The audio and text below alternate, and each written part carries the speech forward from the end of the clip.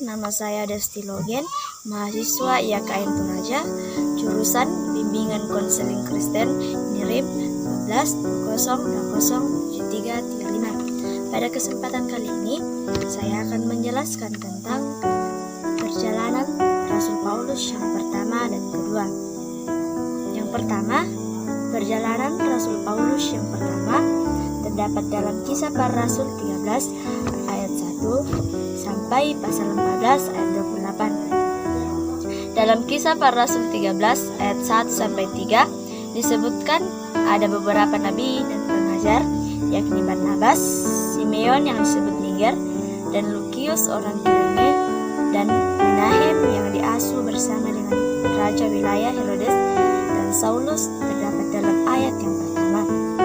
Dan dalam ayat yang kedua menyebutkan bahwa Roh Kudus berkata bahwa Saulus dan Barnabas dikhususkan dalam tugas pelayanan, dan dalam ayat yang ketiga kedua orang tersebut ditumpangi tangan oleh para nabi dan para pengajar, dan kemudian mereka pergi pelayanan sesuai dengan perintah Allah lewat wilayah yang dilalui Rasul Paulus dalam melakukan misinya.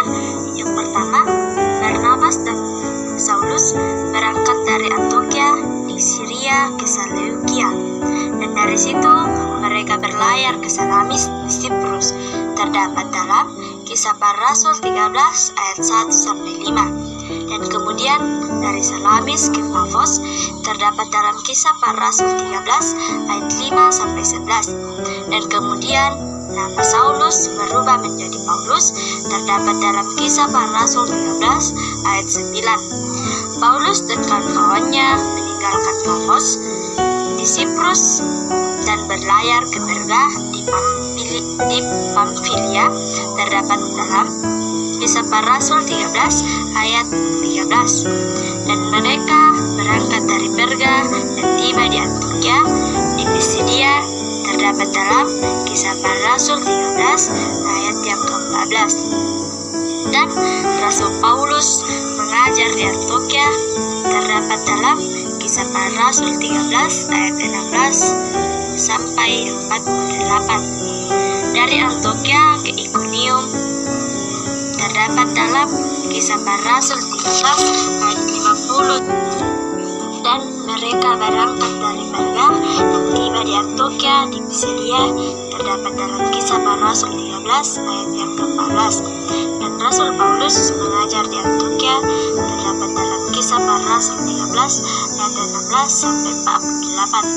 Dari Antioquia ke Ikonium terdapat dalam Kisah Para Rasul 13 ayat 50 sampai 51. Dan orang-orang yang percaya di Ikonium terdapat dalam Kisah Para Rasul 14 ayat 1 sampai 5. Kemudian dari Ikonium ke Listra, di mana orang-orang Yahudi dan pemimpin setempat berusaha menyiksa Rasul Paulus dan Barnabas dilempari batu, terdapat dalam Kisah Para Rasul 14 ayat 8 sampai 9.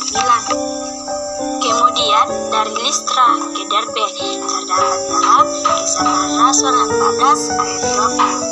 Rasul Paulus bangkit bersama Barnabas memasuki kota Derbe.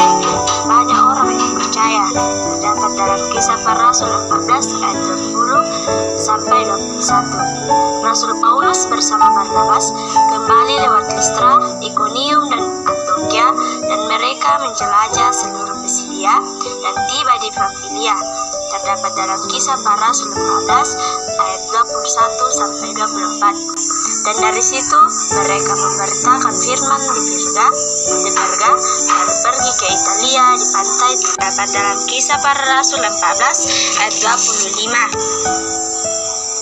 Dan dari Italia ke Antioquia di Syria merupakan titik terakhir, dan mereka berlayar ke Antioquia. Dan karena dari situlah mereka mulai pekerjaan Tuhan dimulai, dan mereka selesaikan, dan banyak orang yang percaya kepada Tuhan. Dan setibanya mereka di Antioquia di Syria, mereka mengumpulkan orang-orang percaya dan mulai bersaksi dan bagaimana Tuhan menolong mereka, dan kemudian tinggal bersama-sama orang percaya dan murid-murid Kristus Yesus. Yang kedua, perjalanan misi Rasul Paulus yang kedua terdapat dalam Kisah Para Rasul 15 ayat 36 sampai pasal 18 ayat 22. Dari Antiokhia ke Listra terdapat dalam Kisah Para Rasul. Dari Antiokhia ke Listra terdapat dalam Kisah Para Rasul 15 ayat 40 sampai pasal 16 ayat 1. Dari Silas dan Rasul Paulus meninggalkan Antiokhia terdapat dalam Kisah Para Rasul 15 ayat 40. Dan di mana Timotius bergabung dengan Paulus dan Silas di Listra terdapat dalam Kisah Para Rasul 16 ayat 1 sampai 3. Dari Listra ke Troas terdapat dalam Kisah Para Rasul 16 ayat 6 sampai 8. Dan adanya penglihatan Rasul Paulus yang isi penglihatannya adalah bahwa ada orang dari Makedonia yang berdiri dan menyuruh Rasul Paulus untuk menyeberang karena dibutuhkan pertolongannya. Terdapat dalam Kisah Para Rasul 16 ayat 9. Dari Troas ke Filipi terdapat dalam Kisah Para Rasul 16 ayat 11 sampai 12. Dan seketika Rasul Paulus berada di Filipi dan bertemu dengan Lydia yang percaya kepada Tuhan dan menahan Rasul Paulus tinggal di rumahnya bersama keluarganya terdapat dalam Kisah Para Rasul 16 ayat 13 sampai 15. Dari Filipi ke Tesalonika Kisah Para Rasul 16 ayat 40 sampai 17 ayat 1. Terjadinya keributan di Tesalonika di mana orang Yahudi menjadi iri hati dan mengepung rumah Yason untuk menangkap Rasul Paulus untuk disidangkan di pengadilan. Dari Tesalonika ke Berea terdapat dalam Kisah Para Rasul 17 ayat 10 dan dijelaskan di sana banyak orang-orang Berea yang percaya kepada Tuhan Yesus terdapat dalam Kisah Para Rasul 17 ayat 10 sampai 11. Dari Berea ke Athena terdapat dalam Kisah Para Rasul 17 ayat 14 sampai 15. Ketika Rasul Paulus menantikan teman-teman sepelayanannya yakni Silas dan Timotius, maka hati Rasul Paulus sangat sedih karena di Athena penuh dengan patung-patung penyembahan berhala. Terdapat dalam Kisah Para Rasul 17 ayat 16. Dari Athena ke Korintus terdapat dalam Kisah Para Rasul 18 ayat 1.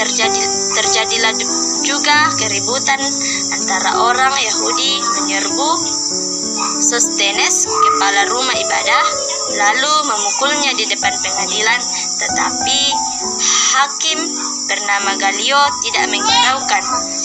Dan dari Korintus ke Efesus terdapat dalam Kisah Para Rasul 18 ayat 18 sampai 19, di mana Aquila dan Priscilla menyertai Rasul Paulus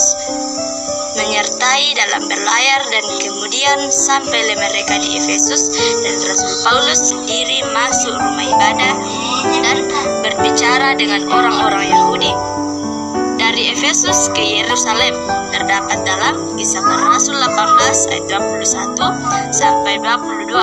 Rasul Paulus bertolak dari Efesus ke Kaisarea dan ia berlayar menuju dan kemudian ke Yerusalem dan dari Yerusalem ke Antiokhia. Dan setelah sampai ke darat ia memberi salam kepada jemaat yang percaya kepada Tuhan yang adalah hasil pelayanan karena Rasul Paulus sangat mencintai jiwa-jiwa dan mengasihi Tuhan dan menghargai panggilan dari